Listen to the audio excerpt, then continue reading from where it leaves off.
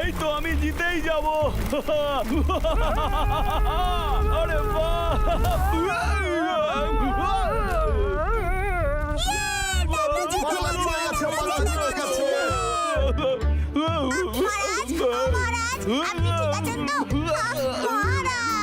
আরে ভাই, প্রতিযোগিতায় তোকে খেলতে হবে। দাদা আমি নিশ্চিন্ত নই। কি হলো? কিন্তু কেন? দেখ না আমার স্কেট ভেঙে গেছে। আরে তুই এসব নিয়ে চিন্তা করিস না, আমি তোর জন্য নতুন একটা বানিয়ে দেবো, তারপর তুই প্রতিযোগিতায় যাবি।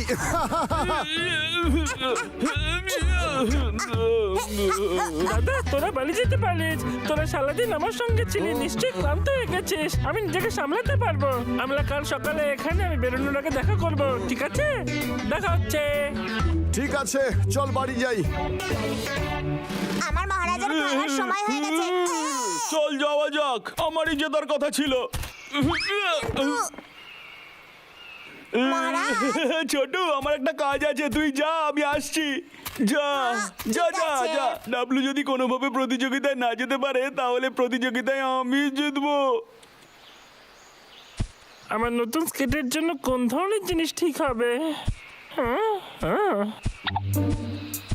ডাবলু অপেক্ষা কর, তোর জায়গায় আমি অংশগ্রহণ করব, এটা ঠিক হয়ে গেছে।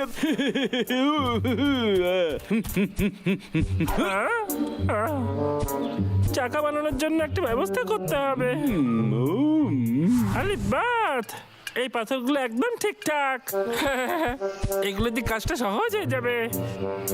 এই পাথরটা তো খুবই ছোট। ডাবলু এবার এটা বড্ড দেখ তোর অদ্ভুত। রাজা এটা কি আরো ছোট। করে। হ্যাঁ আরে বাস, এটা দেখিনি তো আগে। আরে এত সুন্দর মিষ্টি মধু। মধু। আরে ডাবলু তুই তো বোকা একেবারে। মধু? কোথায় মধু? হ্যাঁ, আরে কত কষ্ট করে পেয়েছিলাম ওটা, কতটা সময় লেগেছিল ওটা খুঁজতে। দেখি এখানে খুঁজে যদি কাজের মতো কিছু পাই, দেখি তো নিচে কিছু আছে কিনা। হ্যাঁ, আরে বাস, ঢাল কলার যন্ত্র। লা লা লা লা লা লা লা লা লা লা লা লা লা লা লা লা লা। আমার কাজ হয়ে গেছে।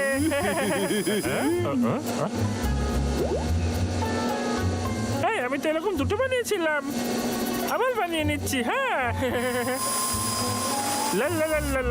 আরেকটা হয়ে গেছে। আরে আগের পাথরটা কোথায় চলে গেল? ঠিক আছে, আমি আরো একটা বানিয়ে নিচ্ছি, আমার কাছে অনেকগুলো আছে।